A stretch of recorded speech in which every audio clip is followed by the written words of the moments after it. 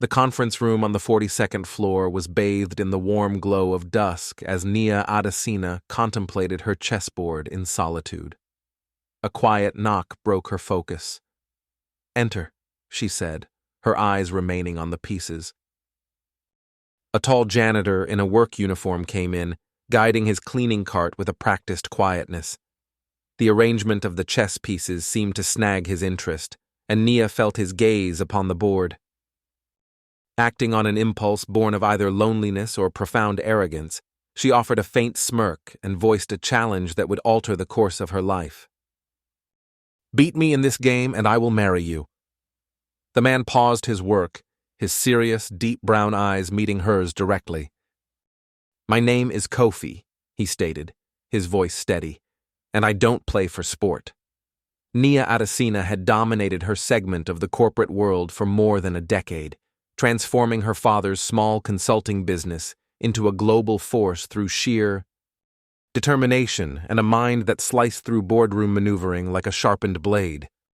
At 35, she possessed everything she had ever strived for: influence, achievement, and a fortune that could procure anything but the one thing that continually slipped through her fingers. Love remained a luxury beyond her means, as every relationship either buckled under the weight of her ambition or was corroded by the jealousy her success inspired.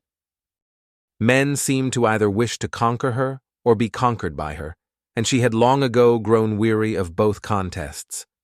The chess set on the table was a keepsake from her father, exquisitely carved from ebony and ivory, each piece a miniature sculpture. She had learned the game from him as a child, back when his praise was still the center of her world, before illness claimed him and left her to preside over an empire she hadn't sought but could not imagine letting go. Now, chess was her sanctuary, her refuge from the relentless pressures of command. Within the 64 squares, she discovered a clarity the business world could never offer. Each move carried a consequence, every choice was significant, and triumph was reserved for the one who could see furthest down the line. Kofi Adeyemi inhabited an entirely different reality, one defined not by financial quarters but by small triumphs and the daily struggle to get by. At 39, he moved through the city's glittering skyscrapers with the unseen grace of the service class, his presence acknowledged only when a task was left undone.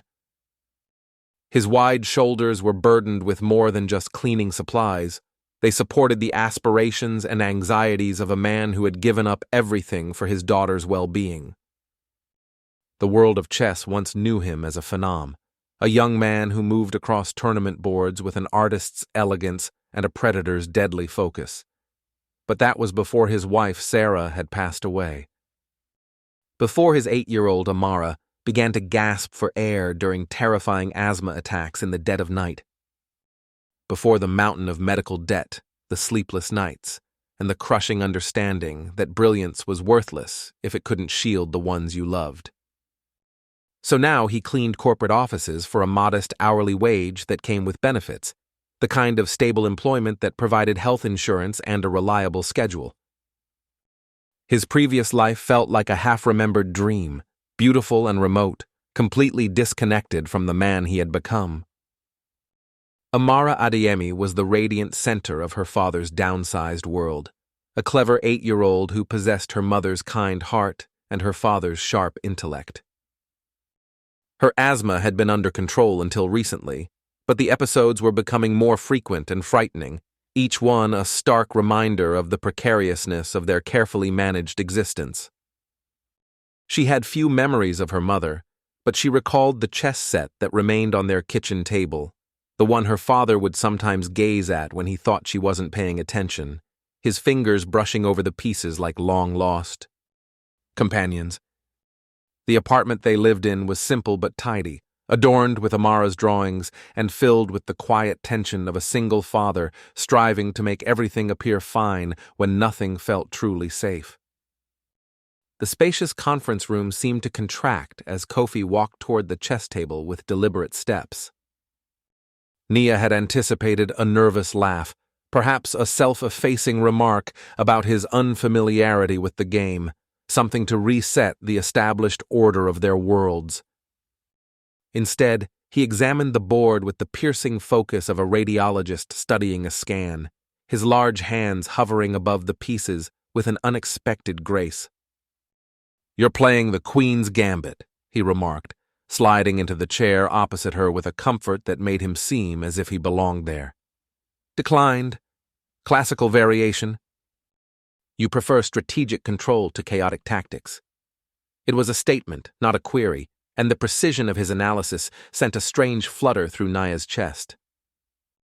It might have been surprise, or perhaps the first genuine spark of curiosity she had experienced in a long time. "You appear to be familiar with the board," she commented, attempting to keep her voice light while she reevaluated the man before her. From this proximity, she could see the sharp intelligence in his eyes and the deliberate way he carried himself, like someone accustomed to being misjudged. "Are you certain you wish to accept my offer?" "I rarely lose," Nia stated, a confident smile playing on her lips. "As do I," he responded simply, his hand reaching for a white pawn. "Shall we begin again?" What ensued was the most formidable chess match of Nia's life. Kofi played with a seamless elegance that betrayed years of dedicated practice. Each of his moves flowed from the last with a natural logic, as if he were following a strategy visible only to him. His opening was conventional yet inventive, securing the center of the board while masking his true plans. Nia found herself leaning in, her typical self-assurance dissolving as the reality set in. She was up against a player of exceptional caliber. By the 10th move, she recognized she was in peril. By the 15th, she was in a desperate fight for survival on the board. Kofi's pieces advanced with surgical accuracy, every capture and repositioning part of a grander design that was just now becoming terrifyingly apparent. "Check," Kofi murmured, his knight landing on a square that seemed to materialize from thin air.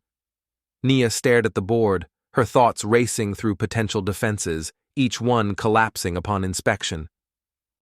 She shifted her king to a safer position, but even as she did, she could feel the trap tightening around her. "Check," he announced again, this time from a different piece, an attack from a direction she hadn't foreseen. Her palms were beginning to sweat, a physical reaction she hadn't experienced since her first major corporate presentation 15 years prior. The third check arrived like a sudden clap of thunder. "Checkmate," Kofi declared, his voice devoid of triumph, holding only a quiet sense of completion. The final position was brutally elegant, her king ensnared in a net of his pieces with no possible escape. The game was over in a mere 21 moves. The board seemed to taunt her as she gazed at the final arrangement, each piece a witness to her swift and total defeat. Nia Adesina, who had constructed a business empire on meticulous planning and strategic foresight, had been completely outplayed by a man whose presence she had barely registered just minutes before. The Ivory King lay on its side where she had toppled it in concession, and that small act felt more authentic than anything she had done in years. "You played me," she said at last, her voice thin and unfamiliar. The words emerged with more bite than she intended, laced with an anger aimed more at herself than at him. "You allowed me to believe you were just some ordinary man who happened to know the rules." Kofi began to reset the pieces with methodical, practiced motions, each one returning to its starting square with ritualistic precision. "I never claimed to be an ordinary man," he answered evenly. "You made that assumption based on my job." There is a distinction. The truth of his statement struck her like a physical blow, forcing her to acknowledge the careless condescension that led to this moment. She had seen his uniform and his cart, and had immediately categorized him, never conceiving that a brilliant mind could exist outside the polished confines of her world. The awareness was unsettling, like finding a blind spot she never knew she had. "Where did you learn to play like that?" she asked, her genuine curiosity now eclipsing her bruised ego. "That wasn't just luck." You took me apart piece by piece. Kofi finished setting the last pawn and met her gaze with those unnervingly perceptive brown eyes. I had some excellent instruction when I was young, he said, and she detected a note in his voice that hinted at a history with a depth she couldn't yet grasp. Chess used to be my entire life, before other things took precedence. The statement lingered in the space between them, heavy with meanings that made her want to ask a flood of questions.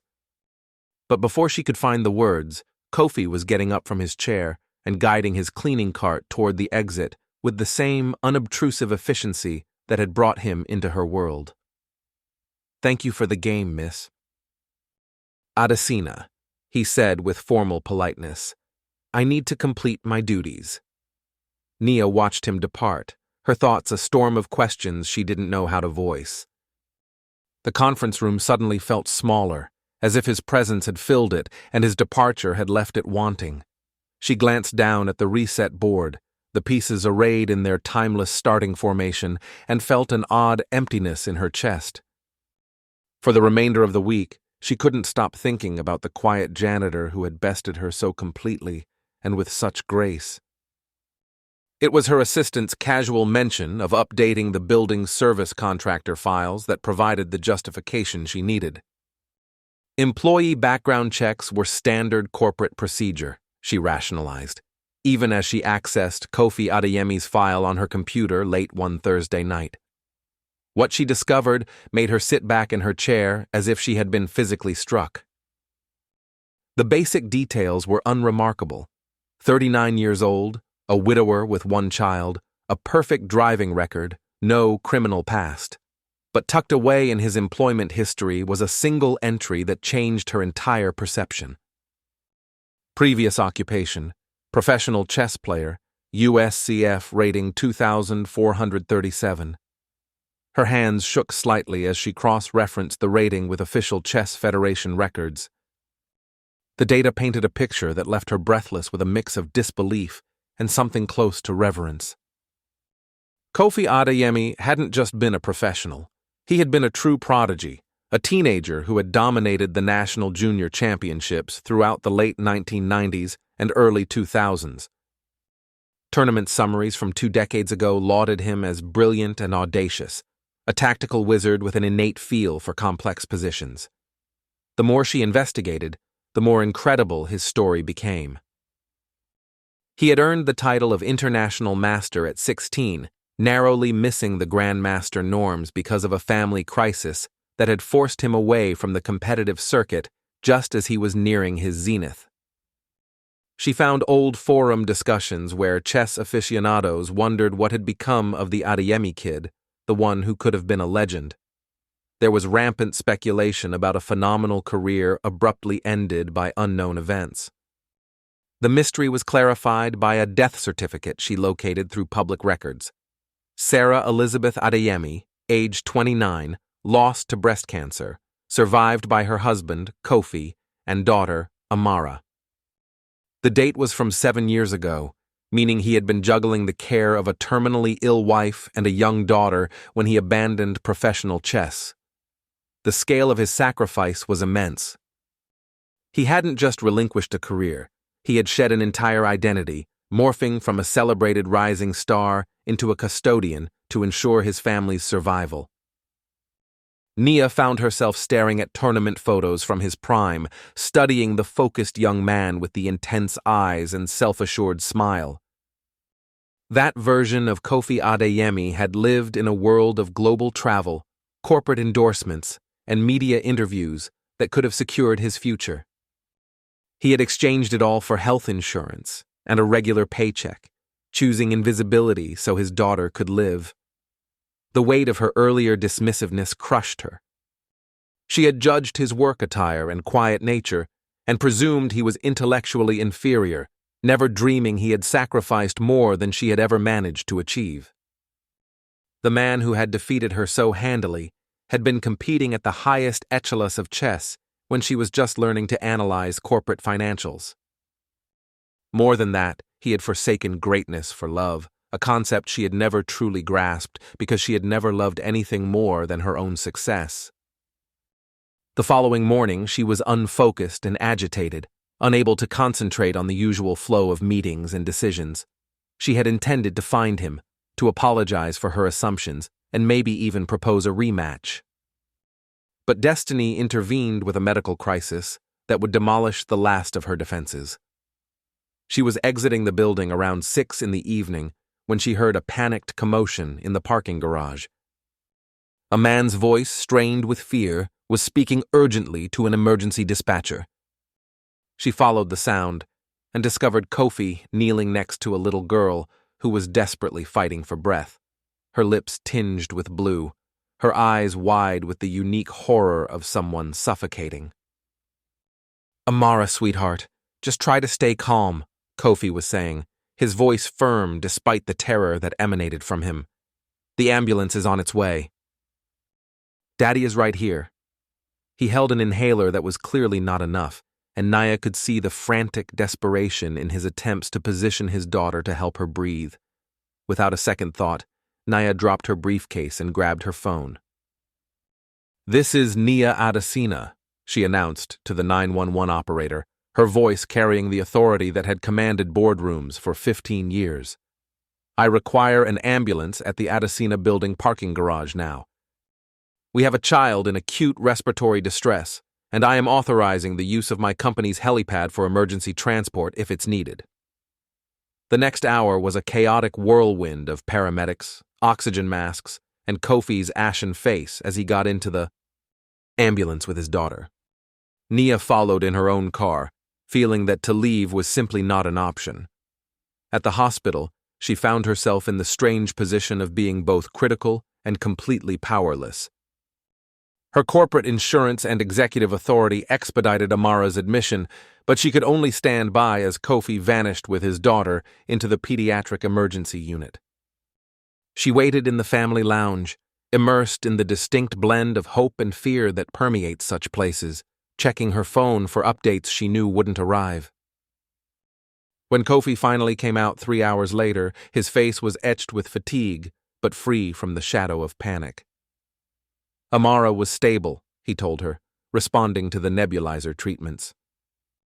She would likely be discharged the next day if her oxygen saturation remained normal. "Thank you," he said, and the look in his eyes told her he knew exactly what her intervention had signified. Over the next week, they began to find reasons to cross paths, orchestrating casual encounters that felt anything but. Nia started taking her coffee breaks in the lobby during Kofi's afternoon shift, pretending to review documents but actually looking for a glimpse of him at work. He, in turn, seemed to find more reasons to clean the executive suites. Their conversations fell into a comfortable rhythm, like two people realizing they truly liked one another's company. The change in Nia was subtle yet significant, first observed by her assistant, Said, and then by the senior partners who had become accustomed to her cool, professional detachment. She smiled more often, even laughed during meetings, and seemed more engaged in the moment rather than constantly planning her next move. This transformation was appealing in a way that had nothing to do with her looks, and everything to do with a warmth that had long been hidden beneath layers of corporate armor. For Kofi, this budding friendship was a revelation of its own. He had grown so used to being overlooked, to having his intellect and past ignored, that Nia's sincere interest in his thoughts felt like emerging into the sun after years in the dark. She inquired about his daughter with genuine concern, about his chess history without a hint of condescension, and about his current job with the respect due to honest work. Amara, meanwhile, had started asking about Daddy's friend from work, the beautiful woman who had helped them at the hospital and who seemed to make her father's expression soften whenever he spoke her name. Children possess a keen sense of their parents' emotional states, and Amara could feel the shift in Kofi's demeanor, a new lightness and hope that had been absent since her mother's passing. The three of them began spending time together away from the sterile environments of office buildings and hospitals. There were Saturday afternoons at the park, where Amara played while the adults talked, and casual meals at family-friendly restaurants, where Nia was captivated by the easy affection between father and daughter. They had movie nights at Kofi's modest apartment, where she learned to navigate the delicate negotiations of choosing films appropriate for an 8-year-old. Nia found that she genuinely cherished Amara's presence, discovering in the child's bright mind and open heart something she hadn't realized she was missing. Amara, in turn, was enchanted by this glamorous woman who dressed like royalty but spoke to her as an equal, who understood boardrooms and business but also remembered what it was like to be 8 and full of wonder. The bond growing between them felt organic and right, like the logical progression of a well-played chess game. But their quiet happiness was about to clash with the harsh glare of public attention that accompanied Nia's high profile, triggering a chain of events that would challenge the very foundation of their relationship. The video surfaced on the company's internal network on a Tuesday morning, uploaded by Malik Okoro, a junior accountant who had been working late the week before. The footage, shot on his phone through the conference room's glass wall, was blurry, but the audio was sharp. Nia's voice could be heard making her audacious offer, followed by Kofi's calm reply, the whole intense chess match condensed into a 90-second clip of corporate intrigue. The caption read, "CEO says she'll marry the janitor if he beats her at chess, and he checkmates her in 3 moves. Is this a binding contract?"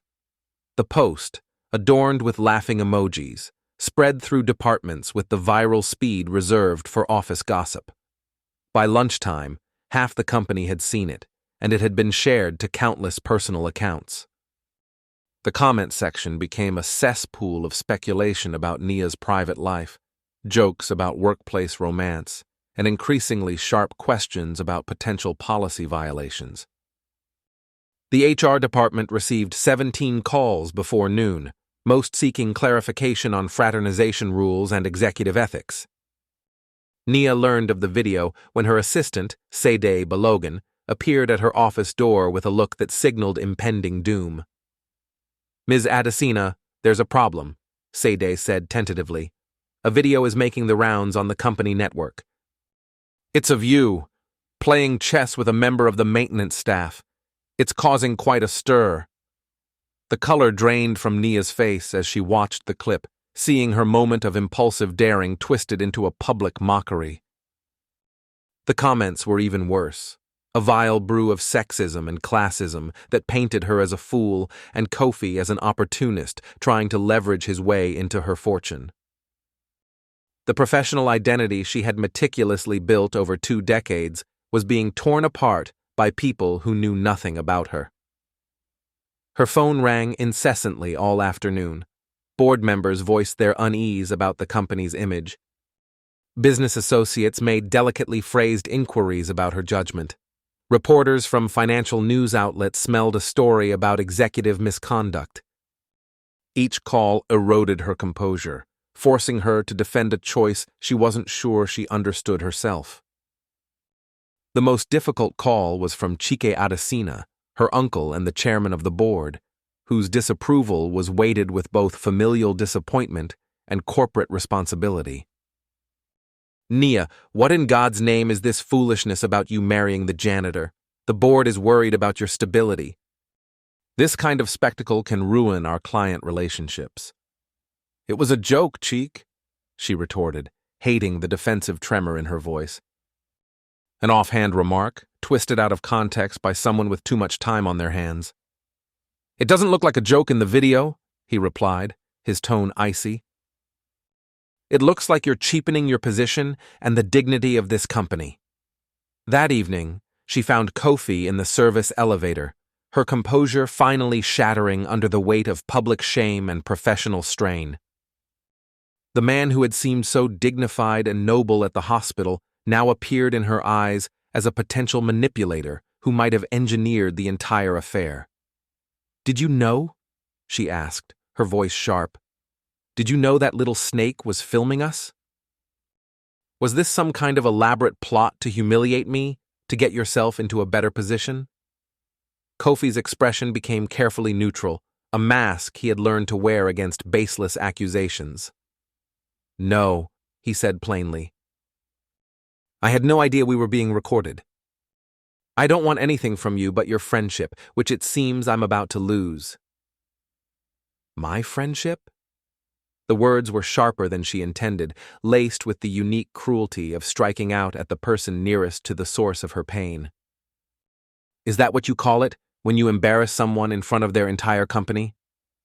When you make them look like an idiot who can't even see when they're being played? I never played you, Kofi answered quietly. I played chess the same way I've played for 20 years. You made an offer you didn't mean, and I won a game you never thought you'd lose. That isn't a scheme. It's just what happened. The calm logic of his reply only fueled her rage, making her feel small and irrational next to his quiet dignity. Of course, the noble janitor, too honorable to exploit a situation. You must be laughing at us all, the wealthy fools who never considered that the help might actually be intelligent. A flicker of emotion crossed Kofi's eyes, the first break in his stoic facade. You want to know what I'm laughing at? I'm laughing at myself for thinking you were different, for believing that someone who built an empire could possibly understand what it is to sacrifice everything for the people you love. But you're no different. Everything is a negotiation. Everyone has a motive, and heaven forbid anyone exists outside the tidy categories you've assigned them. The elevator arrived at the ground floor with a chime that sounded like a final judgment.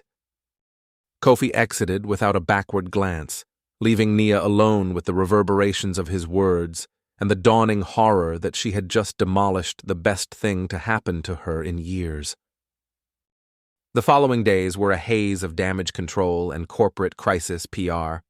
The video was scrubbed from the company network, but it had already been copied and disseminated across social media, taking on a life of its own. Nia buried herself in her work, staying late to dodge the pitying glances of her staff and the whispers that trailed her down the hallways. She didn't see Kofi again until the next Thursday, when Amara's asthma returned with a ferocity that sent them rushing back to the emergency room. The call reached her office at 2 in the afternoon. Kofi's voice was tight with controlled fear, asking if her insurance authorization was still active, if she could help them navigate the bureaucracy once more. Nia was in her car before he had even finished the question, navigating downtown traffic with the singular focus of someone who had finally realized what truly mattered. She found them in the pediatric unit, Amara tethered to an oxygen machine, looking impossibly fragile in the large hospital bed. Kofi was by her side, holding her hand and trying to read her a story as she fought for each breath. The sight of his tears, silent, desperate, and completely unguarded, struck Nia with the force of a physical blow. This was what true fear looked like, what unconditional love required. This was what it meant for another person's life to be more important than your own pride or professional standing. Standing in that sterile room, watching a father's heart shatter over his daughter's labored breathing, Nia finally grasped the depth of her own selfishness. She remained through the night, not because she was needed, but because the thought of leaving was unbearable. Amara's condition stabilized near sunrise, her oxygen levels returning to a safe range, the color coming back to her lips as the medicine took effect. But the crisis had exposed a truth that could not be treated with medication. The little girl was getting sicker. Her attacks were more frequent, more severe. Her small body was losing the fight against a condition that no amount of love could conquer. The doctor wants to talk about more aggressive treatments, Kofi said softly as they sat in the family lounge, both of them too exhausted for social niceties. Experimental therapies, specialists in other cities.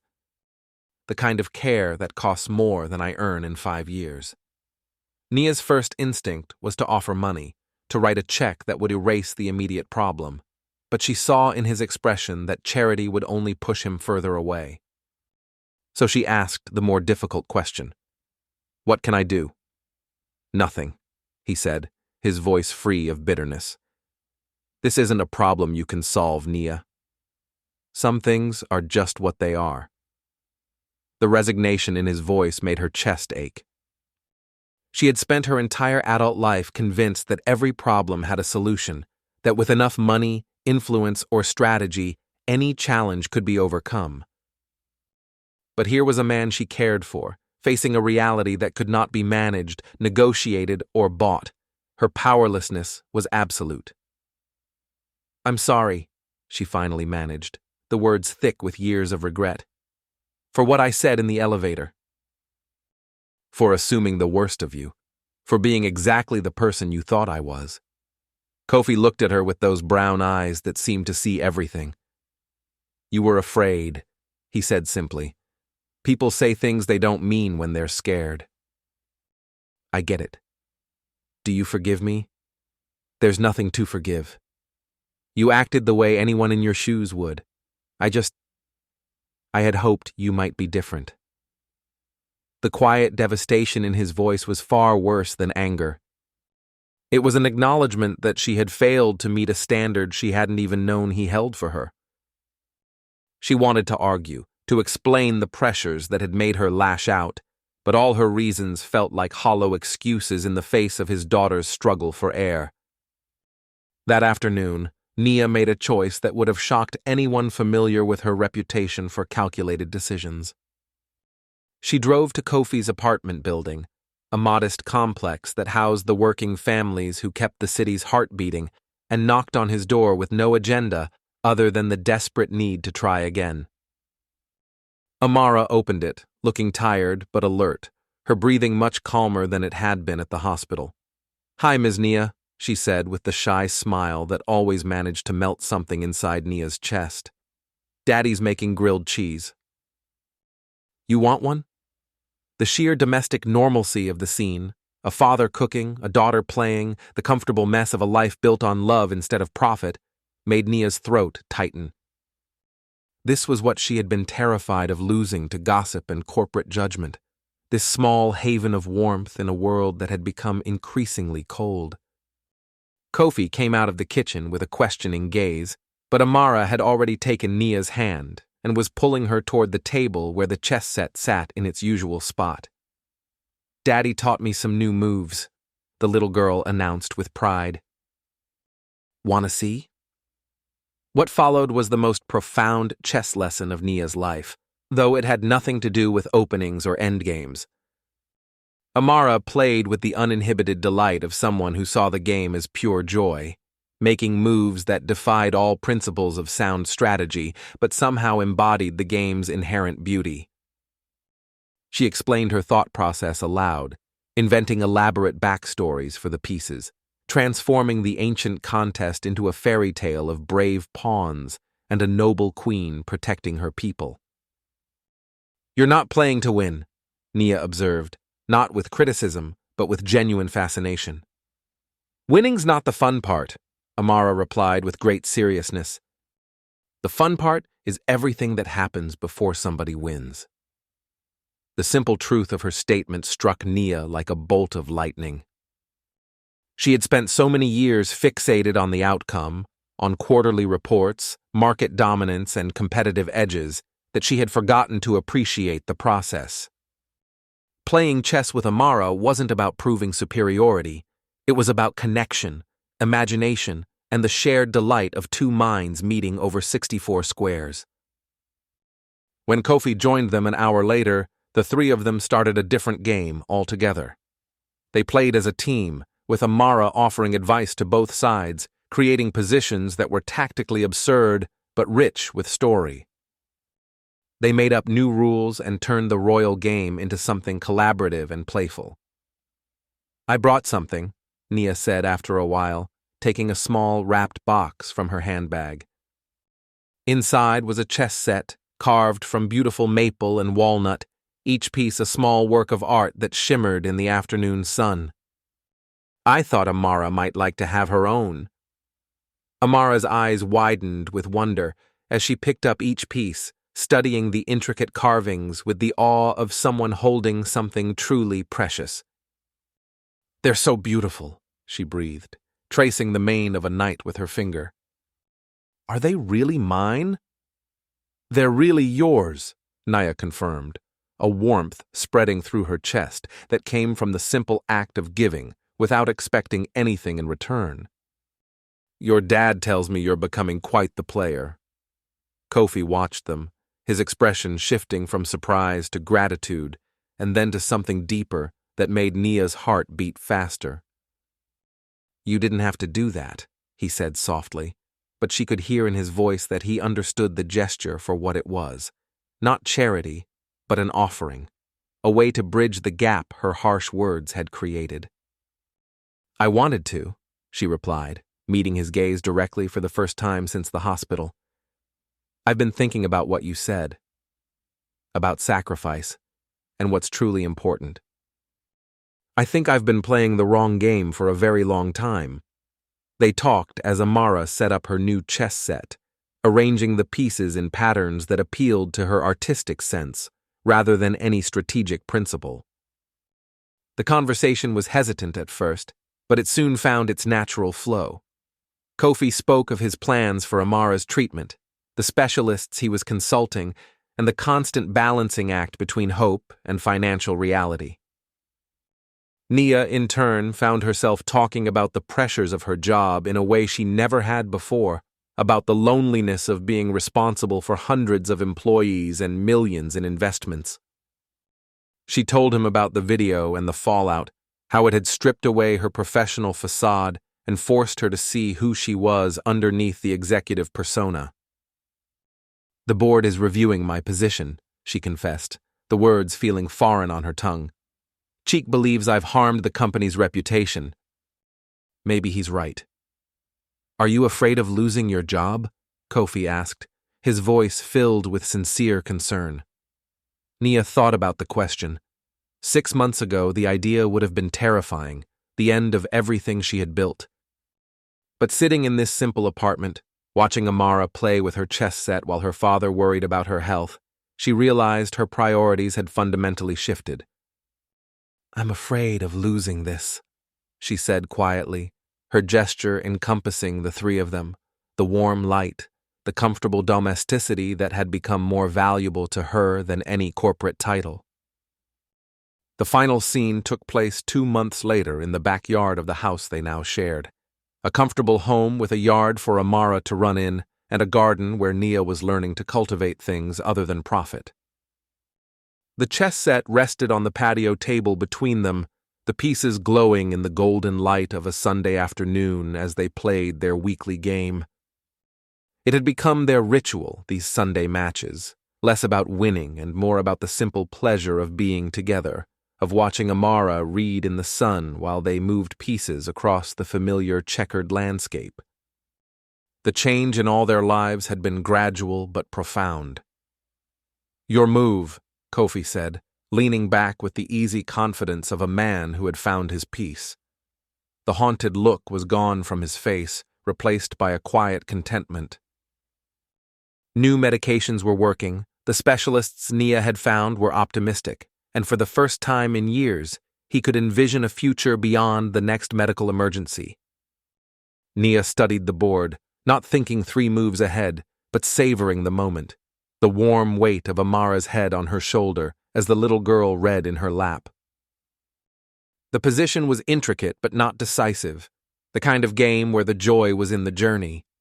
She had learned to love these slow, meandering matches that could last for hours, filled with conversation and laughter. "If I make this move," she said, pointing to a knight that would trap his king and queen, "and you do what I think you'll do, I might finally beat you." It was a running joke between them, her ongoing quest to defeat the man who had checkmated her so swiftly on their first meeting.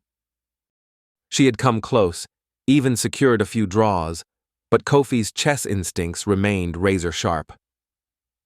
"Might," Kofi agreed with a smile that made her heart flutter, just as it had that first evening when she had looked past his uniform and seen the brilliant man within. "Or I might just surprise you. I'm known for that." Amara looked up from her book with the solemn expression she reserved for dispensing great wisdom, a look that always reminded Nia of Kofi's intensity softened by her own bright spirit. "Maybe you could both win," she offered, a sentiment that had become their family's unofficial motto. Maybe the chess game isn't what you're trying to win. Nia and Kofi shared a look across the board, both knowing that their daughter, because that's what Amara had become in every way that mattered, had once again spoken an essential truth. The real game they were playing had nothing to do with 64 squares and everything to do with building a life together, piece by careful piece. You know, Nia said, reaching across the table to take Kofi's hand, feeling the calluses that told a story of hard work and the strength that had carried them all. I think she's right. I think we've both already won. The chess pieces sat forgotten as the three of them were overcome with laughter, the sound drifting across their small yard like a promise of all the games still to come and all the love yet to be found in the simple choice of each other, one move at a time.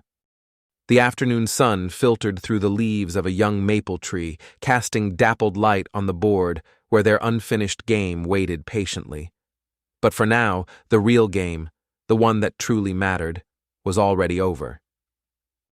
It hadn't been played with carved pieces on a checkered field, but in the quiet moments of ordinary joy that had become the true measure of their victory.